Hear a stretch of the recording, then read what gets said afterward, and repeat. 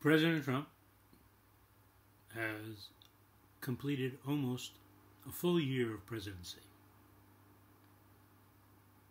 And I just want to say that he promised in his campaign that he was going to look out for the little guy, protect the little guy, stick it to the man.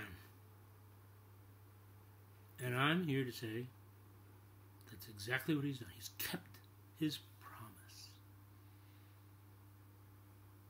Now, it's so difficult to list all of his accomplishments. He appointed a Supreme Court justice. He passed a bill. And he knocked out a whole lot of regulations. So let's start with getting Neil Gorsuch appointed to the Supreme Court. I don't know if you know this, but in order to appoint a Supreme Court justice under a change in the rules, you have to have a majority of the Senate. Now, that means if you've got 100 senators, you have to have at least 51 vote yes. He did it! He got a majority! In spite of the fact that the Republicans control the Senate. Pretty good. And I think that in light of this, we ought to change Mount Rushmore, get rid of those bums. I don't know that any of them ever passed a law, a bill. So let's get rid of these guys. You know, Jefferson, Washington, Teddy Roosevelt, Lincoln. What did Lincoln ever do? And put up somebody who really accomplished something.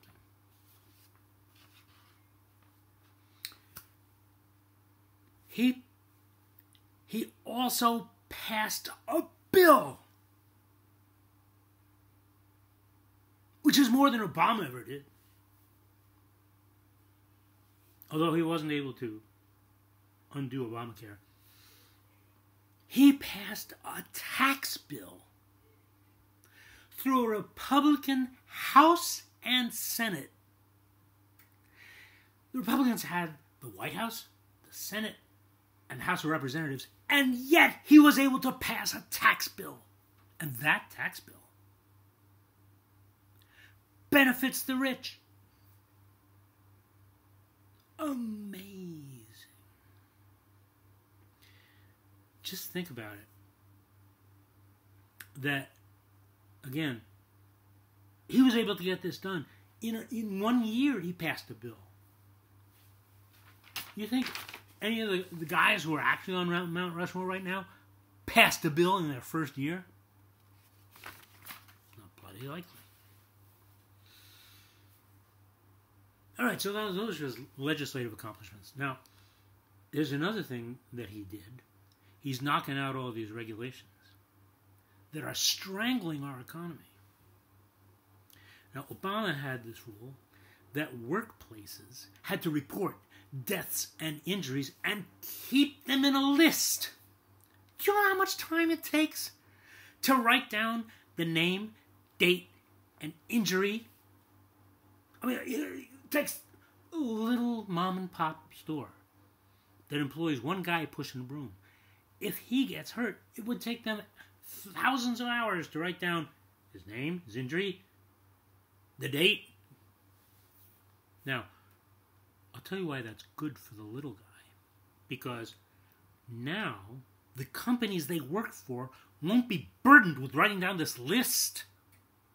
Now, that list would be helpful to somebody who gets injured, because if he goes and sues the company because they were negligent, he could say, look, the thing that happened to me happened to 5 other guys on the same machine, and they never fixed it. Do you want lawyers going into court and making money on that? Of course not. So, the rest of the people who don't get hurt are going to get more income because it frees up the billions of dollars these companies had to spend writing down who got hurt and when. So again, now this guy, he was probably careless. So why should the company have to write down how he got hurt and when he got hurt and what was the name of it? It's his fault. It's usually the fault of the injured person. Like the guy who fell out of the skyscraper that Trump was building, when the top 2 floors they were putting concrete on collapsed and he fell 47 stories. Why was he up there? Answer me that. All right. Now, the best thing that Trump did is another reg that he knocked out. Obama passed this reg, enacted a reg, signed a reg, that said that a stockbroker or a financial advisor had to put the interests of his client above his own interests. No, that's going to strangle the economy, because who's going to want to go to work if you're not getting something extra out of it? So some guy gets, his antis, he gets $100,000. He goes to a stockbroker, he says, I want you to put this in a good, safe investment, and not aggressive, just, I want to just, 20 years from now when I retire, I want to have some money, or I want to put my kids through college, whatever. It used to be that the stockbroker would have to say, okay, how can this money best accomplish what this client wants? No more. Now, he can put it where he wants to put it. You say, what do you wants to put it? Well, suppose he can bundle up a dozen different little guys with their 50,000, their 70,000, their 20,000, and go to this company and say, I'm going to buy $1 million of your shares. Let's suppose it's a startup company who's got a great idea and he puts $1 million in. There's going to be a little quid pro quo on that, one way or another. It happens. And the next day the company goes bankrupt because this amazing invention that they came up with doesn't float.